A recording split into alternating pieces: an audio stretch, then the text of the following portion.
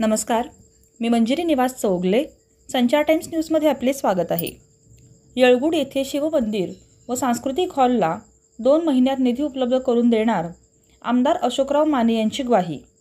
सविस्तर वृत्त पुढीलप्रमाणे.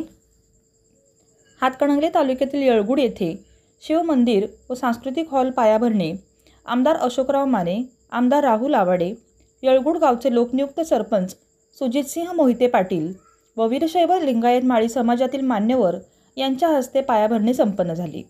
यावेळी आमदार राहुल आवाडे म्हणाले की शिवमंदिर व सांस्कृतिक हॉलला येणारा खर्च समाजाने 50% उचलावा व आमदार अशोकराव माने 25% व मी स्वतः 25% निधी उपलब्ध करून देतो. तसेच आमदार अशोकराव माने म्हणाले की लवकरात लवकर कागदपत्रांची पूर्तता करा, 2 महिन्यात आपल्याला निधी उपलब्ध करून देतो, अशी ग्वाही त्यांनी दिली. लोकनियुक्त सरपंच सुजितसिंह मोहिते म्हणाले की शिवमंदिर व सांस्कृतिक हॉल काम पूर्ण होईपर्यंत आपले सहकार्य असेल. यावेळी मान्यवरांनी आपली मनोगते व्यक्त केली. गजानन माळी यांनी 2.5 गुंठे जागा समाजाला दान केली.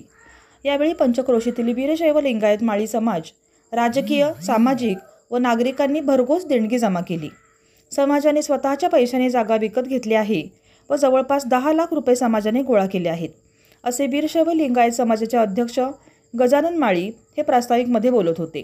यावेळी समाजातील कर्नाटक व महाराष्ट्रातील वीरशैव लिंगायत माळी समाजातील पदाधिकारी, नागरिक तसेच महिला मोठ्या संख्येने उपस्थित होते.